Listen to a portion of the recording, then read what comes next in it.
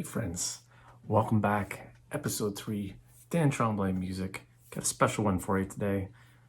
Wouldn't it be amazing if you could take one of the most powerful instruments imaginable and create emotion to whatever project that you're working on? Today, you're in for a special treat because we're going to do it.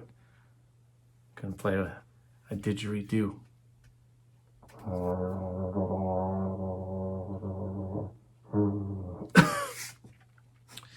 Just kidding. It's not it is a didgeridoo. It is. All the way from Australia. But I can't play it. It seems pretty straightforward, but I don't know what to do with it. No, the instrument we're talking about is one that you already have and that we all have. The human voice. The most powerful instrument that you have at your disposal. Why is it so amazing? Because there's really no greater blueprint than you can put on your project than your own individual voice. Okay, there's all these crazy sample libraries out there that have all these vocal parts and presets, and it's the same voice, and yes, you can manipulate and do all kinds of stuff, but your own voice. Now that's something that is pretty hard for other people to imitate and put your own special touch on it. Maybe you want to be different. Maybe you want to be different than all the other people that are all sounding the same and doing the same thing. You want to add your own little thing, and maybe that's going to be the thing that's going to help you be discovered. It's going to stand out. When I think of great vocal performances and make or break a project, I'm thinking of like Peter Gabriel, all right? Anything, any kind of Peter Gabriel, that voice, anything off of Us, Blood of Eden, that blood curling sound that comes out of the hair in the back of your neck, just rises up, and it just creates this amazing mood and atmosphere just with that amazing voice. Think of Lisa Gerrard, Gladiator soundtrack, one of the greatest soundtracks by one of the greatest composers, Hans Zimmer, in history. But her voice just carries so much raw emotion and just tells a story far more than any other dialogue or anything else that's going on in the set can do. So today I'm going to show you how to do it with your project. I'm going to use one of my songs, Euphoric Rising. I tend to open up my live performances with this song. It just kind of sets the tone. It is kind of like a live loop performance. There's going to be an upcoming video on my live looping setup. But for now, I'm just going to show you the very basics of how to get a nice, raw, background, ethereal, atmospheric, cinematic vocal track in and around your production to really add some pretty cool elements to your mix. Let's get started. Okay, let's dive in. I'll play a little bit of the track so you can hear it, and then we'll talk about all the different aspects, and we'll focus on the vocals. Here we go.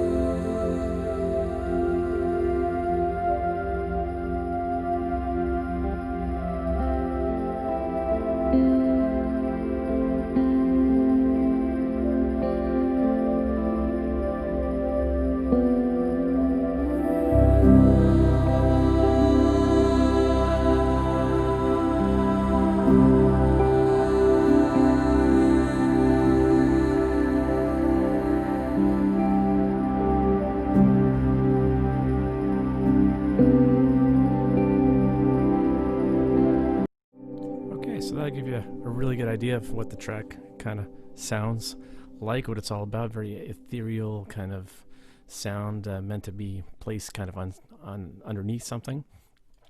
Okay, so we start off with Native Instruments Una Corda, awesome felt piano. Beautiful, beautiful sound. Let me just play a little bit of it on its own.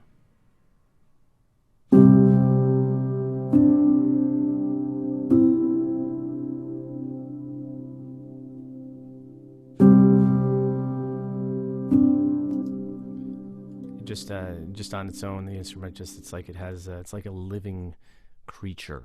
Okay, and then we have Omnisphere Heaven Shores. So I use a lot of Omnispheres. I like their pad patches to add some kind of interesting elements. So let's listen to that.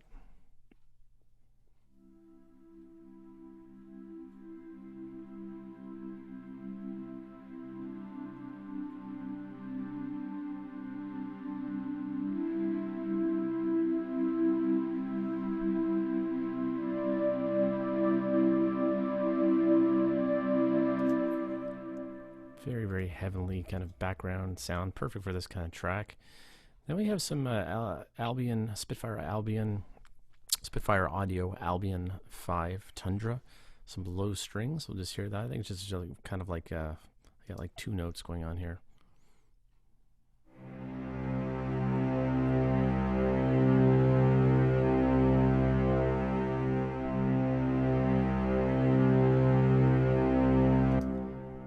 So if you had to play that part, it'd be the most boring part you'd ever play in your entire life. Kind of like if you're in a concert band when you're a kid and they give you the triangle, and you have like one part you got to play the triangle.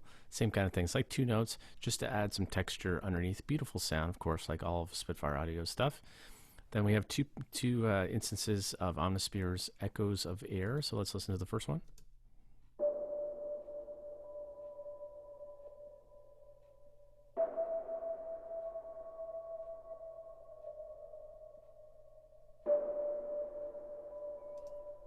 Again, it's more just, if anything, just to add a little bit of atmosphere. And then I think I have the same kind of idea as the Albion track where we just have something kind of running underneath. So here's another instance of Omnisphere pad.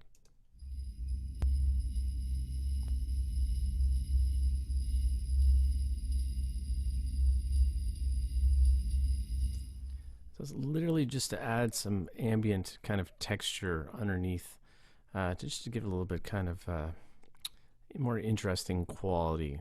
It's something that really kind of catches you. You might not even hear it if you're depending on what kind of speakers, but if you have a pair of headphones, you'll really be able to hear that just kind of underneath. Then we got some bass. Nothing interesting or exciting about the bass. We got a guitar part here, which is just run through. I think it's run through Guitar Rig, the ancient version, not even the new Guitar Rig. This is like, I don't know how old Guitar Rig is now. The new one just came out, which I've not used yet. Actually, I've used the half-an-hour demo version, and I told myself I didn't need to buy it. And then every time I do the half-an-hour demo, I get to the end of the half an hour, and it's just so disappointing that the half an hour is over. So I think Guitar Rig 6 is probably on my list of things. I really do enjoy using Guitar Rig. So anyway, this is the old one. This is a patch called Clean Cave. Let's listen to that.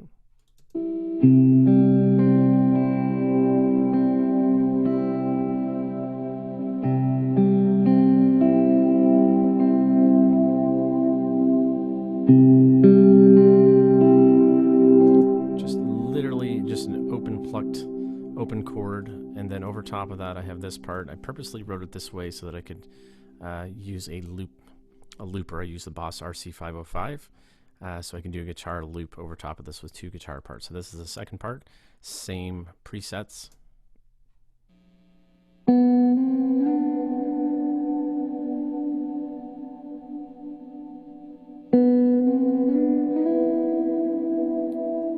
Literally just, this is the extent of my guitar playing. Open chords, one or two strings, sliding, get some nice slides on the strings. Not so much string bends, but sliding up the frets, and that's about the extent. Then we have the vocal part. So I'm going to take off the EQ, noise gate, and reverb, and then you can listen to how horrible this is going to sound. Here, I'm going to put it in between so you can hear all the sounds in between. Here we go.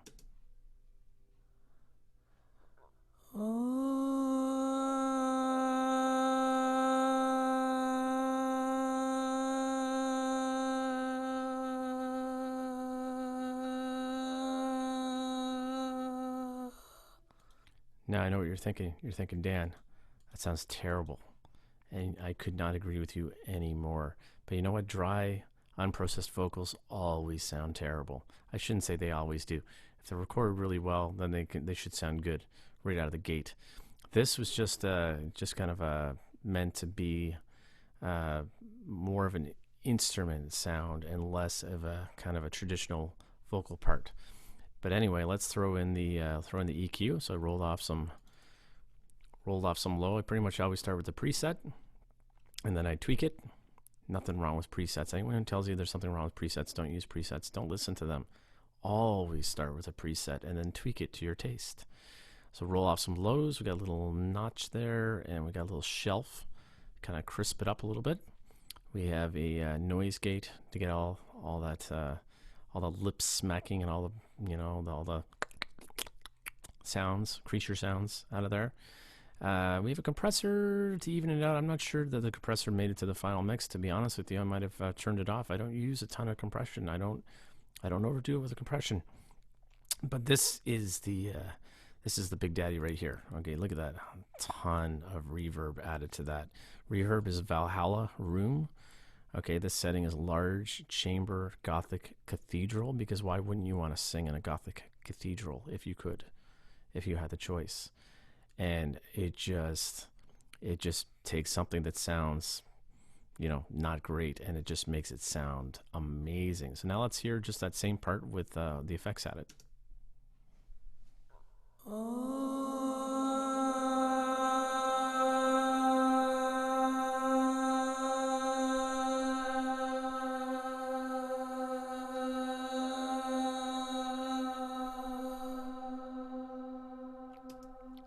Super processed, crazy. You would never use that much reverb if you're doing like a rock song or a pop song. That would be like death to your mix.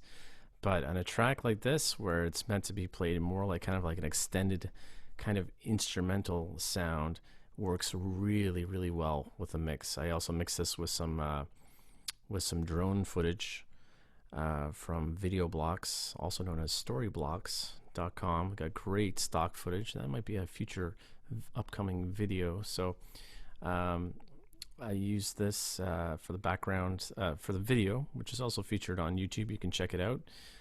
So anyway, these types of tracks and these types of sounds and pads and soaring kind of background vocals work really well, I find, with drone videos. It just really kind of goes together really nicely.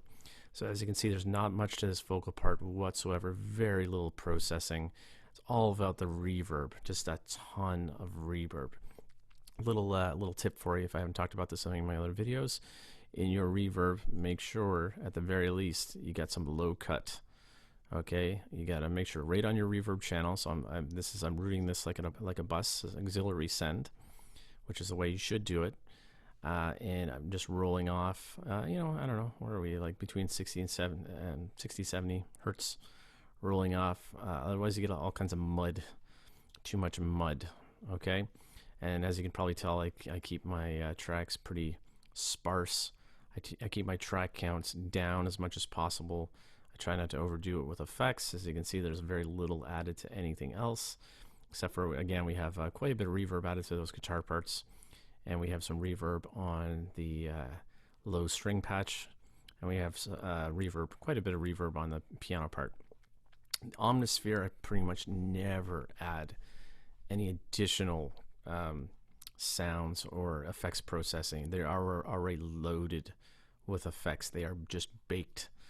If anything, you have to go into the individual effects units of whatever patch you're using and take some of that out, because that can start to cloud up your mix a little bit. So just a little word to the wise, try not to add, personally, that's just my own personal taste, don't add reverb and a whole bunch of extra effects to the Omnisphere patches, because, and you know what, they sound great on their own and they blend quite nicely. So there you have it, my friends. That's using your voice as an instrument. Remember, your voice is your voice, okay? It doesn't sound like anyone else's. It is your own personal blueprint. So if you want to really add a personal touch to something you're working on, well, what could be better than using your voice? A little fun fact for you. One of the first kind of breakthroughs I had in the the world of licensing music, I did a track that was used for the Canadian Wildlife Federation, and I made this track, and I was thinking like animals and like, wildlife. I was like trying to make it really big, and I was thinking like Lion King, Hans Zimmer, and made this track, and I'm like, I nailed it. It's perfect. And they got back to me, and they're like, no, that's not it. Do it again. I was like, what? Are you really? You can even say that? Obviously, I was very naive. Anyway, redid it, and actually the second one I kept some of the elements, but I changed quite a bit. In the second track that I did, and I should link it in this clip so you can check it out. I recorded my own voice and background vocals, and that was kind of like my first kind of foray into music licensing. And then this was a commercial that was actually aired nationally across Canada, which was just awesome to me, that my actual voice was on there. It wasn't some other kind of crazy, vocal library and stuff like that. So anyway, it's yours. Your voice is yours to use, to process the way that you want. And for me personally, I don't think there's any greater personal touch you can add to a project than your voice, and use it as an instrument, and you don't have to use it in a traditional sense. So there you have it, my friends. Okay, kept it very simple. Microphone that I use, Rode NT1A. Okay, it's like a $200 condenser microphone, super affordable. Graham Cochran still uses one from Recording Revolution. Why can't the rest of us? Don't go out and buy a $10,000 microphone. Work your way up, right? We need to work our way up in levels. It's like unlocking levels. We got to work our way up there. Start with what you have. Okay, what microphone do you have right now? Throw some reverb on there. Use stock plugins, whatever you got. What do you have? Throw some stuff on there. Sing it as many times or as few times. Like I said, I like very few vocal takes. I like to try to capture something raw, something that's not perfect, and go out and create. Click the link below if you want more free content. If you're interested in one-on-one online lessons with me, I'd love to hear from you. If you like this video, I'd love to hear from you. If there's things that you're interested in learning that I haven't been covering in the videos, I'd love to hear from you. So like, subscribe, link to my website below. Stay safe, my friends.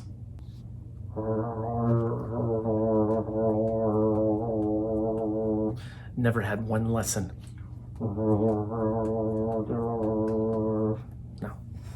I don't know what to do. And then I think a spider crawled out of here and just about went into my thing. Beautiful. Beautiful instrument though. My wife, my pride and joy, gave this to me. I can't play it, but I'll learn. Upcoming video, didgeridoo, check it out.